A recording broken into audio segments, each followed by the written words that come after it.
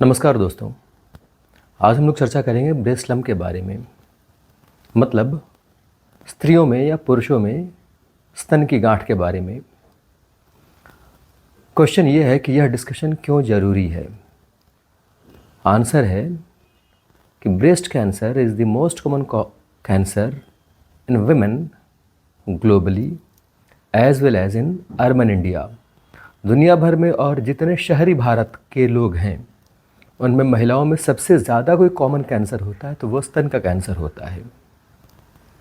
So it is imperative to know it. जानना बहुत ज़रूरी है। जैसे क्राइम सीन पर हर जगह जांच एजेंसियां हर किसी को शक की नज़र से देखती हैं, ऐसे ही सर्जन या डॉक्टर हर गांठ को कैंसर की गांठ मानकर ही जांच शुरू करते हैं। तो क्या यह कैंसर केवल स्त्रियों में होता है या क्या स्तन की सारी गांठें कैंसर की ही होती हैं? इस पे आज हम पहला सेशन करेंगे। इस सेशन में हम बातें करेंगे नॉन कैंसरस गांठ के बारे में, जो बहुत कॉमन होता है 15 से लेकर के 25 साल की स्त्रियों में या लड़कियों में, जिसे हम फाइब्रोएडिनोमा कहते हैं। तो फाइब्रोएडिनोमा होता क्या है? तो इसे पुराने ज़माने में या पहले बिनाइन ब्रेस्ट डिजीज़ कहते थे, बीबीडी। मतलब सीने की ऐसी गांठ, स्तन की ऐसी गांठ जो बिनाइन है या नॉन कैंसरस है। तो यह पुरुषों में भी हो सकता है? नहीं, यह पुरुषों में नहीं हो सकता, क्योंकि मेल्स हैव रूडिमेंट्री ब्रेस्ट। लेकिन मेल्स में फीमेल्स की तरह ब्रेस्ट कैंसर हो सकता है। तो अगर किसी मेल को स्तन में किसी तरह की गांठ दिखे निप्पल के पास, do reach out to your nearest surgeon as soon as possible, क्योंकि अगर आपके में यह गांठ है तो यह कैंसर होने के चांसेस बहुत ज़्यादा हैं और यह शुरुआती स्टेज में ही एडवांस स्टेज ऑफ कैंसर होता है।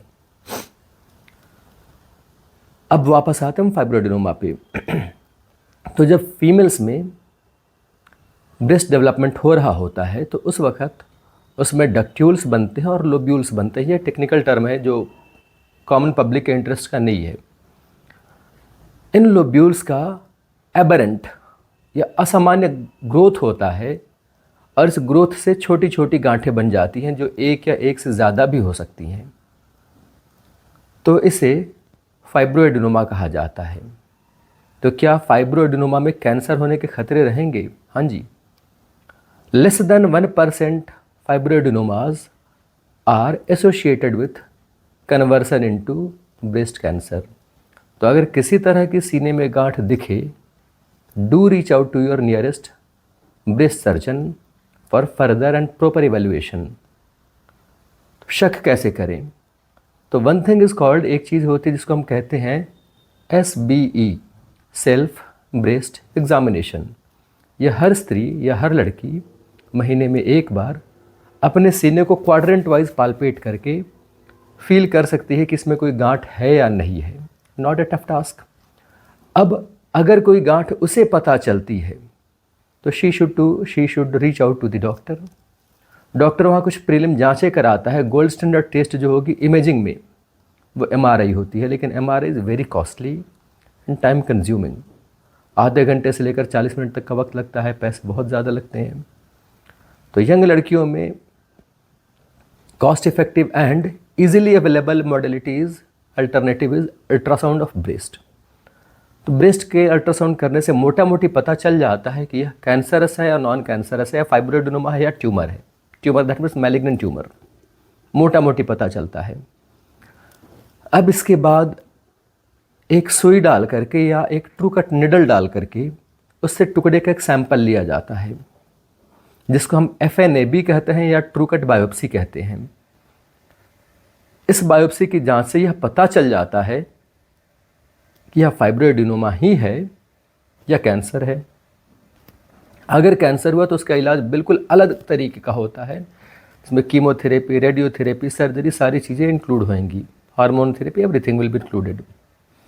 अगर ये फाइब्रोएडिनोमा है और छोटे साइज़ का है, like less than 3 centimetre, 5 centimetre is the cut off ये 5 सेंटीमीटर या 5 सेंटीमीटर से बड़े फाइब्रोडोमा को तो एक्सरसाइज करना ही होता है, निकालना ही पड़ता है। यूजुअली कॉस्मेटिक कंसर्न या एसोसिएटेड डिस्कम्फर्ट से इवन 3 सेंटीमीटर वाले फाइब्रोडोमास भी फीमेल्स एक्सरसाइज करना पसंद करते हैं कि इसको निकाल ही दो डॉक्टर साहब अगर गांठ है तो इस गांठ को निकालने के लिए कितना वक्त लगेगा, कितने पैसे लगेंगे और कितनी बेहोशी की ज़रूरत पड़ती है, यह 3 चीज़ें कॉमन होती है क्वेश्चन। और क्या बिना सर्जरी के निकलवाए दवा से इसे ठीक कर सकते हैं या नहीं? तो पहला आंसर कि दवा से फाइब्रोएडेनोमा का इलाज नहीं होता। दुनिया की किसी भी दवाई से फाइब्रोएडेनोमा नहीं घुलेगा। You have to go for surgical excision. हाँ, अगर 1 सेंटीमीटर 1.5 सेंटीमीटर की छोटी सी गांठ है, इग्नोर इट, क्योंकि उसे सर्जरी करके ढूंढना मुश्किल होता है। इफ़ इट इज़ 3 सेंटीमीटर और मोर, प्रेफरेबली 5 सेंटीमीटर और more, it is the indication for excision.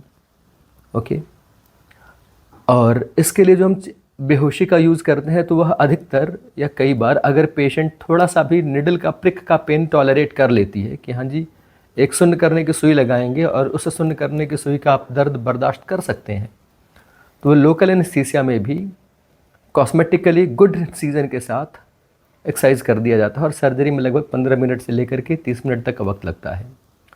यह माइनर ओटी में या फिर मेजर ओटी में ईजिली परफॉर्म किया जा सकता है। कुछ लोगों का पेन टॉलरेंस कम होता है, दे रिक्वेस्ट कि आप हमें नॉकआउट करके या बेहोश करके ही ऑपरेशन करो, तो उनके में जीए दे करके, जनरल एनेस्थीसिया दे करके शॉर्ट यह सर्जरी कर दी जाती है।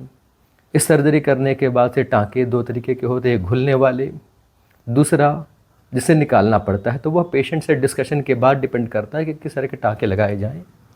Both options are available, recurrence नहीं होता। और तब यह जो ट्यूमर हम निकाल कर भेजते हैं फाइब्रोएडेनोमा का लंप, इसकी जब बायोप्सी की रिपोर्ट आती है तो यह कन्फर्म हो जाता है कि यह फाइब्रोएडेनोमा ही था। मैंने मेरे करियर में देखा था कि एक ड्राइवर, जो ट्रक ड्राइवर होते हैं, उनकी बेटी थी एंड शी वाज अराउंड 18 और 19 ईयर्स यंग। उसके FNAB सुई की जांच पहले हो रखी थी, उसके में यह बीमारी फाइब्रोएडेनोमा करके आई थी। जब उसे एक्सरसाइज करके भेजा गया तो उस एक्सीजन के बाद बायोप्सी की रिपोर्ट में it came out to be breast cancer. It was a very big blow to the family कि सच अ यंग गर्ल, 18-19 साल की लड़की, less than 20s, and she was harbouring breast cancer. तो किसी तरह के ब्रेस्ट के लम्प को इग्नोर ना करें।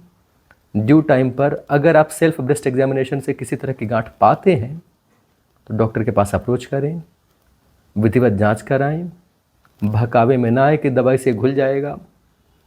और अगर सर्जन बोलता है कि इसे एक्सरसाइज करने की ज़रूरत है तो get it removed as soon as possible, क्योंकि less than 1% cases of fibroadenomas are associated with breast cancer conversion.